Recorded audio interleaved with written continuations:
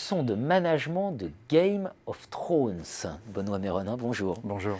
Benoît Méronin, directeur général Care Experience d'Homme Plus, et vous êtes professeur associé à Grenoble École de Management. Tout à fait. Game of Thrones, série mythique dont je n'ai jamais vu un épisode. Voilà, confidence pour confidence, mais en revanche j'ai lu votre papier dans The Conversation France. Et voilà, j'ai adoré. Donc, quelles leçons on tire de Game of Thrones? Est-ce que vous pouvez m'expliquer déjà, moi qui n'y connais rien? Alors déjà, voilà, le pitch en deux mots. Donc Game of Thrones, c'est une série qui, d'une certaine manière, a donné ses lettres de noblesse à un genre littéraire, souvent un peu sous-estimé, qu'on appelle l'heroic fantasy, donc une espèce de Moyen-Âge un petit peu fantastique, aux frontières du fantastique.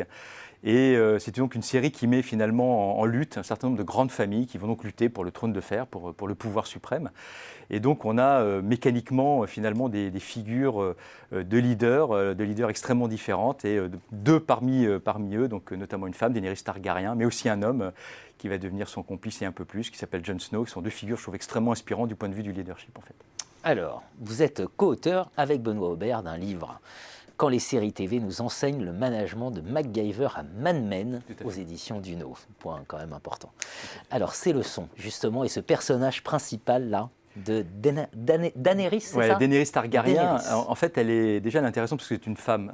Un des reproches qu'on nous a fait souvent avec Benoît dans l'ouvrage, qui est un collectif, c'est qu'on a sur 13 chapitres une seule femme, à savoir Brigitte Newborg, donc dans Borgen, qui est une série aussi assez célèbre, une série danoise. Et finalement, quand on regarde Game of Thrones, on se rend compte que finalement Daenerys Targaryen, elle est intéressante parce que c'est une femme qui a finalement peu d'atouts au démarrage de la série, que son frère va même vendre finalement à un prince, donc on en fait même un objet de transaction finalement pour des fins pas très honnêtes. Et finalement, elle a peu d'atouts dans sa manche, et malgré tout, elle va réussir, elle va avancer, et en particulier parce qu'elle a des qualités. Et pour moi, en tout cas, la première d'entre elles, c'est qu'elle sait pourquoi elle se bat. C'est-à-dire qu'elle ne se bat pas pour avoir le pouvoir comme si le pouvoir, en fait, était une fin en soi. Elle se bat parce qu'elle veut changer le monde, parce qu'elle a une vision, en fait, du monde. Elle le trouve injuste. De fait, elle en a fait l'expérience elle-même. Et donc, elle a envie de libérer, finalement, les opprimés. Et elle a envie, quelque part, d'installer un règne un petit peu différent. Donc, elle a une vision du pouvoir, elle a une vision de ce qu'elle veut en faire. Et c'est la raison, d'ailleurs, pour laquelle, principalement, ses troupes, ses alliés vont la suivre par choix, mais pas parce que, en fait, elle est issue d'une grande famille, ou pas parce qu'ils sont sous la contrainte, mais véritable, ou parce qu'on les paye, ce qui est le cas d'ailleurs d'autres protagonistes dans la série, mais vraiment, il s'est dit à un moment donné dans la saison 3, parce que nous l'avons choisi.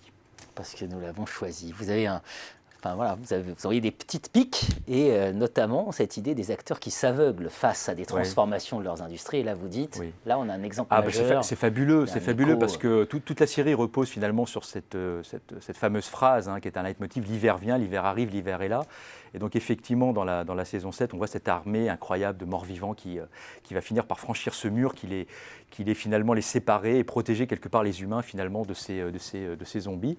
Et cette menace, finalement, la plupart des grandes familles ne veulent pas la voir en fait.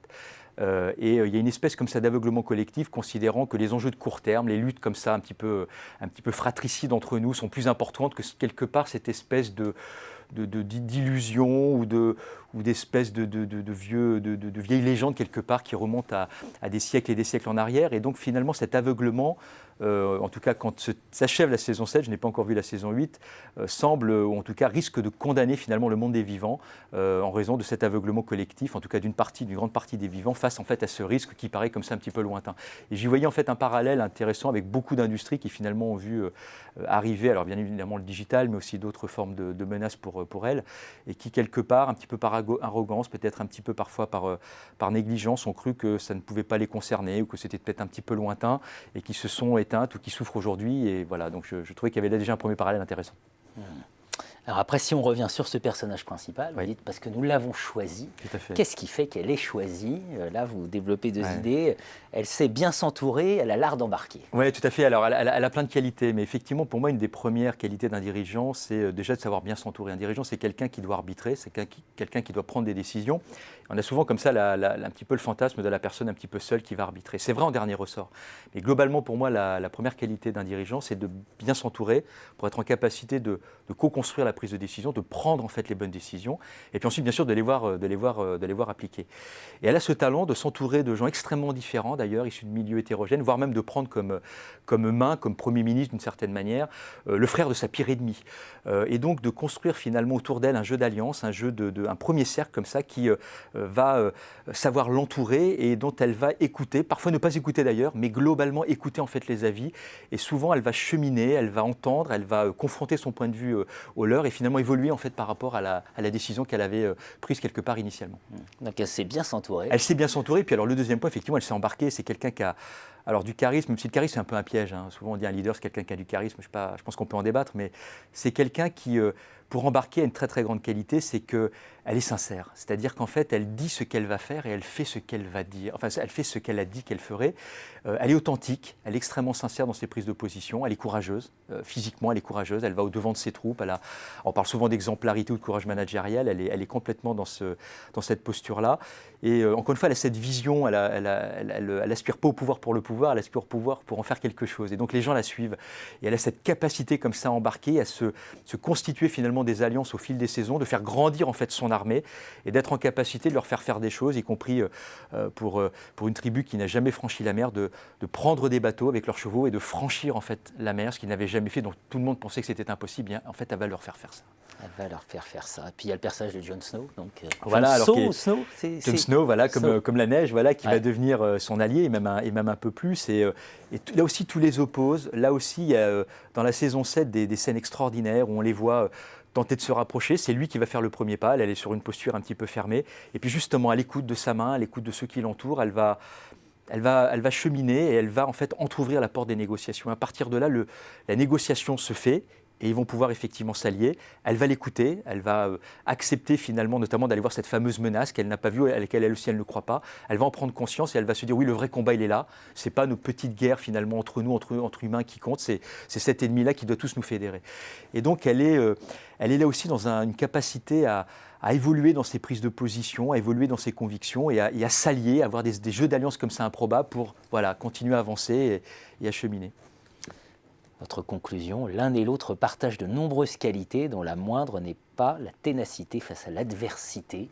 Oui. Ils sont deux remarquables figures d'entrepreneurs. Oui, c'est effectivement, vous savez, aujourd'hui, il y a quand même un certain, je trouve, regain. Je pense que la figure de l'entrepreneur est un petit peu plus respectée que par le passé. Et on a là, effectivement, deux alliés qui... Jon Snow, c'est pareil, au départ, il a peu d'atouts dans son jeu. C'est un bâtard, il est méprisé, il parle aussi avec dans vraiment très peu d'atouts. Et il va réussir, par ses qualités, à cheminer, à grandir, à se faire des alliés, à être respecté, à avoir une parole aussi qui est respectée. Et finalement, moi j'y vois deux très belles figures d'entrepreneurs. Un entrepreneur, c'est quelqu'un qui est un peu seul au départ. C'est souvent quelqu'un sur lequel on n'aurait pas misé beaucoup. C'est quelqu'un qui a beaucoup de ténacité. Et tous les deux, ils sont à la fois extrêmement humbles et en même temps, ils ont confiance en eux. Ils croient en leur destin, ils croient en ce pourquoi ils se battent, parce qu'ils se battent aussi pour les autres. Ils ne se battent pas, encore une fois, Jon Snow, c'est pareil, uniquement pour le pouvoir. Il se bat parce qu'il veut défendre les gens du Nord. Voilà, ces personnes-là, il a un projet. Et à partir de là, effectivement, je trouve qu'on a deux belles figures d'entrepreneurs. Quand les séries TV nous enseignent le management de MacGyver, ça je connais, à Mad Men. Et donc cet article à retrouver dans The Conversation France et le management de Game of Thrones. Benoît Meronin, grand merci d'être venu jusqu'ici. Cette invitation, merci.